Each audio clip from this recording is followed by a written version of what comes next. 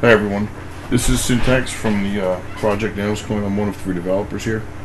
I'd first like to start out by thanking Bittrex and Richie, especially for jumping in there and offering to host our ICO. It's definitely appreciated, and you know that. With that being said, I'd like to address a few things just that were stated within the forums, and hopefully clear some confusion up or some allegations up. So I guess I'll start out with the fact that it's not an X clone. It is pretty much a myriad coin, aside from the fact that the Blake algorithm used is strictly CPU only, as well as X11 being integrated into the coin, as well as right here, aside from the normal QT wallet per se. We didn't take out the QT wallet. We left it there for those who decided they'd rather use a simple interface. Of course, it was put on the new interface, so it'd be great if you liked it and used it, but if not, QT wallet will still be there. Everything communicates with the underlying coin daemon based on RPC, so hopefully that clears that up a tiny bit. As far as the looks of it, I am far from a designer, and we don't have the funds to hire anybody to really go ahead and flesh out something that is out of this world. That's part of what we need the ICO funds for, is to do things designers, make things look prettier. Basically, so what I did was I grabbed Bootstrap and I looked for a theme, and right here, the same as I guess Burst, as somebody mentioned in the thread, and many other people are using the same one. It's a nice little theme. It's concise, it's informative, it's useful, and easy to navigate. So I hope that kind of clears up any thoughts towards the fact that we clone Next or some such. I think Next is great, but that's not what this project. Let's see, anything else here that I guess I should field. Yeah, I actually wanted to address, where is it? Right here. Great job highlighting. Yeah, sure, if you want to go ahead and look that deeply into what I said on the forum, in terms of a psychoanalysis, sure. I guess what I said could have been taken wrong. I typed pretty much exactly how I would have spoken it to you face to face. Excuse me for expressing my intentions as far as keeping things transparent. I just want to lay everything out there. So, a Nigerian prince. If I was a Nigerian prince, I'd be a lot richer than I am. So, yeah, with pretty much all of that visited and revisited, I'd like to actually exhibit the wallet. It was questioned whether or not it was a working product, and here we are. Here's the working product. I'll go through it just as I outlined it in the post, but I'll try to keep this as I guess informative and condensed version as possible, so as not to keep you here forever. Right here, standard messages that we can communicate with you guys. If there's an emergency, we want to say happy holidays, make an announcement, whatever. Pretty much we have our own back end where we can enter our messages, and you'll see them right here in your dash. All this information is updated within near real time, several seconds usually apart.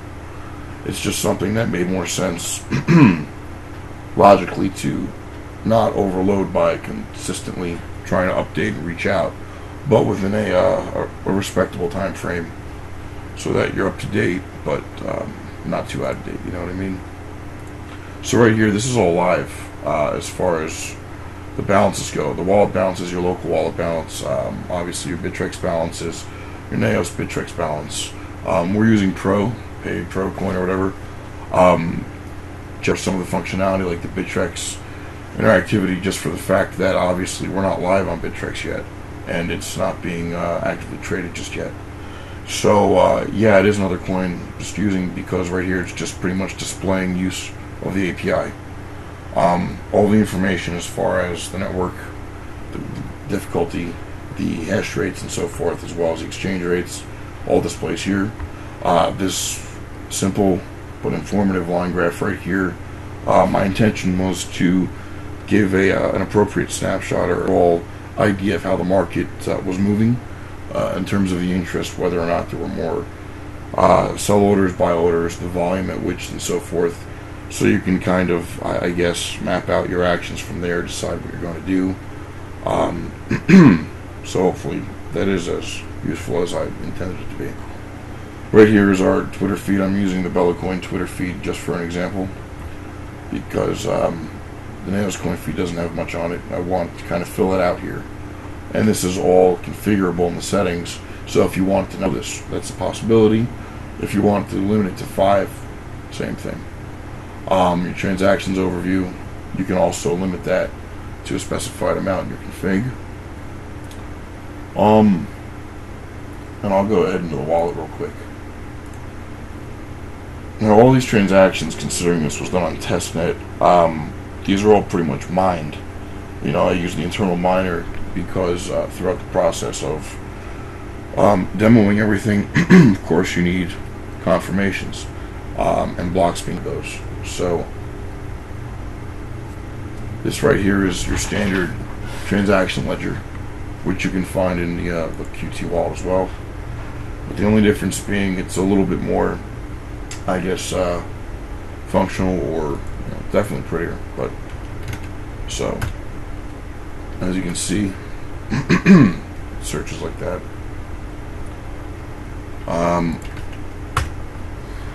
Let's go back here into addresses.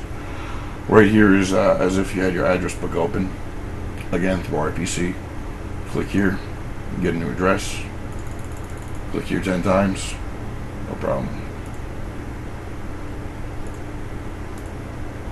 Just keep on clicking, get new addresses. So what I've done is I've set up the wallet on a VM using testnet.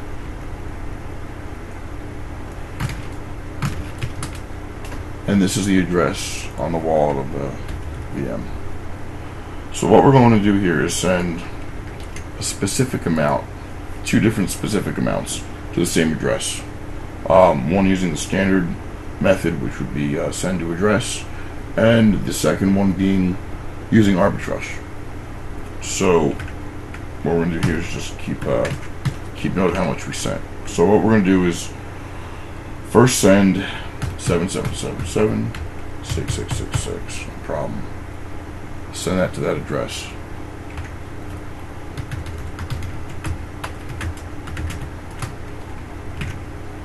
You know, if you excuse my machine, it's pretty warm in here. I had to turn the fan off, and it's definitely having an impact on my machine.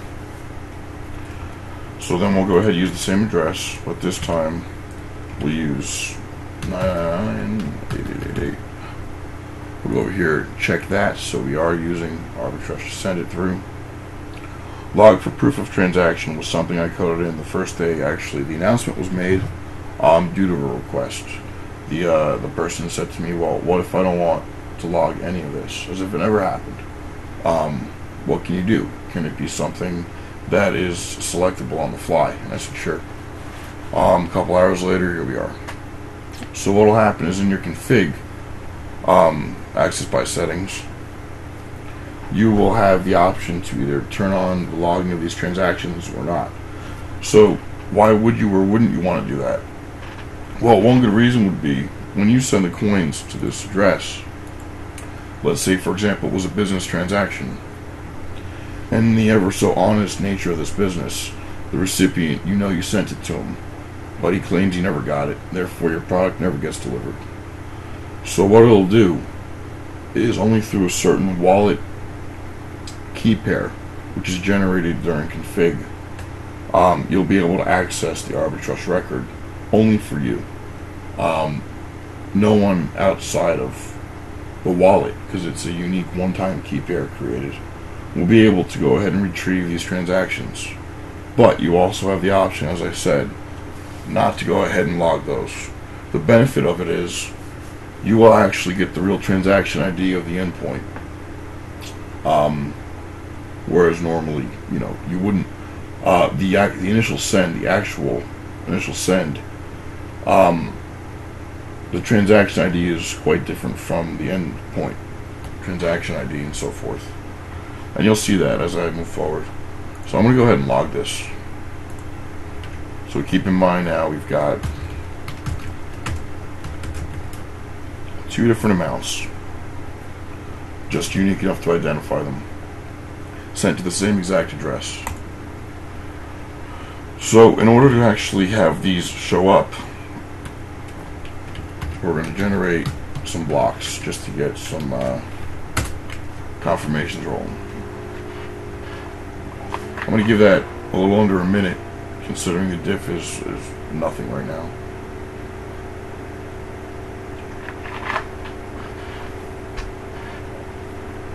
So I'll go over to wallet transactions. Those amounts there. Alright, so as you can got plenty of confirmations.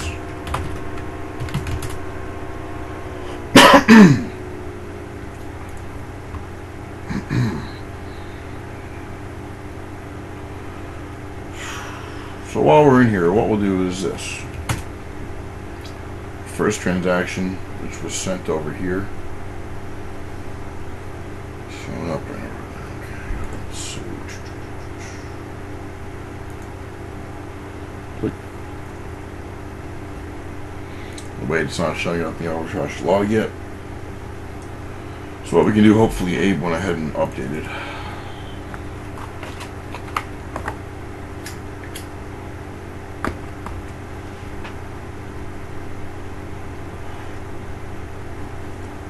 Which it looks like it's doing right now. Rescanning and putting it into Mashipa.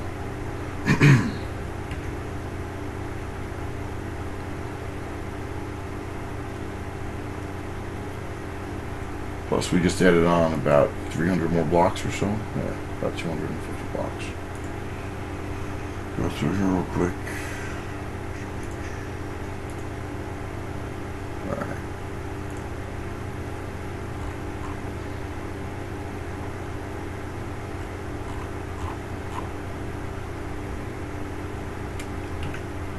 So here's our address. Excuse me. Here's the address. Remember that we sent that initial right there. It shows up in the chain. Now we sent this amount to the same address.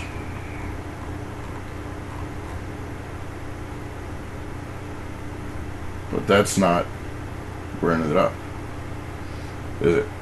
As you can see, the same amount pretty much was just masked by the farmer nodes. What'll happen is it'll just funnel through, send on out, and as far as the ledger is concerned, the blockchain, the only amount of funds that this wallet's received from me is about 7,777 and so forth. So if we go on a wallet, okay. So here's what I meant by logging the actions. Now, as you saw just now on the blockchain, it did show those two transactions, but it showed them going to two completely different places. However, like I said before, if you are the sender and the recipient denies that you actually sent it, you have that transaction ID, which is not indexed in here yet. Let's see. Where are we?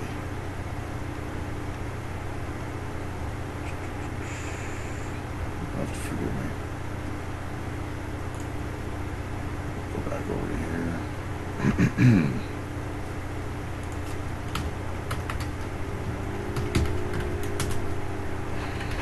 Not updated yet.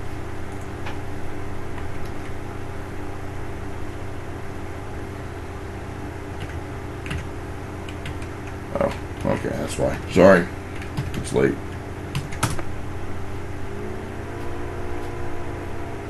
So in order for it to send through, of course, there's got to be confirmations that it reached our nodes. No problem. Let that run for a little bit. Only need 6. Where are we at here?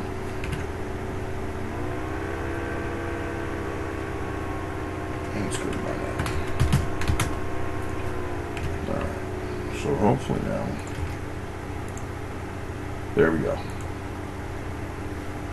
So now we can actually see, like I said, through having the transaction ID that I actually was sent there right here.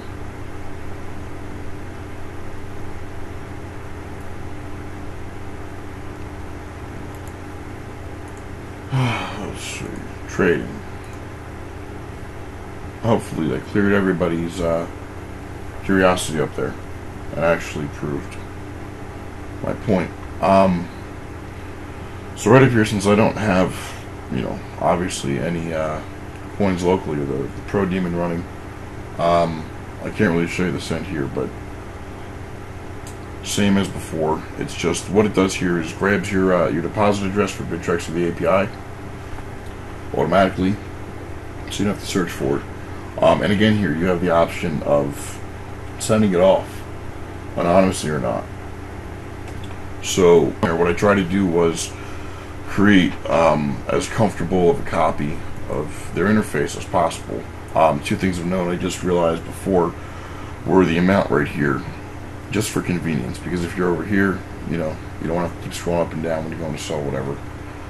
These order books are live within a few seconds through the API. As far as your buy and sell functionality right here, I have 2438 Pro. So what I'll do is I'll put an order to sell 1,000 of them at, let's see that right, okay. Automatic calculations are done. Click sell. Within a moment or two, now you've got pretty much a view of your open order.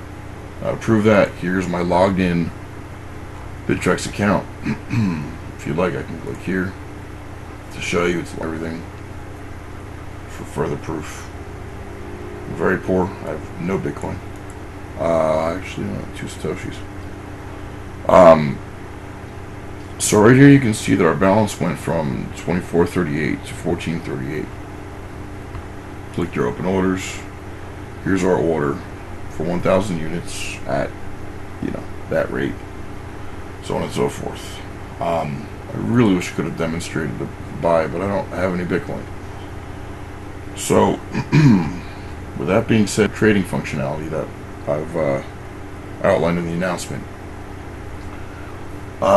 Anything else? Yeah, I mean, pretty much, I think I've covered everything that was either in question, doubted, or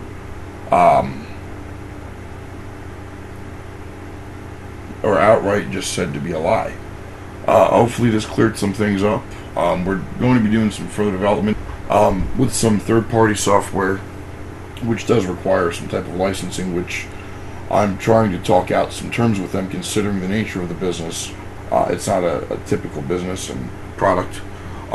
Aside from that, once we are on other exchanges, I will be integrating their APIs as well. And then beneath trade, you'll see an arbitrage option, which will pretty much be a similar interface, but allow you to try to make gains on the differences in prices across exchanges.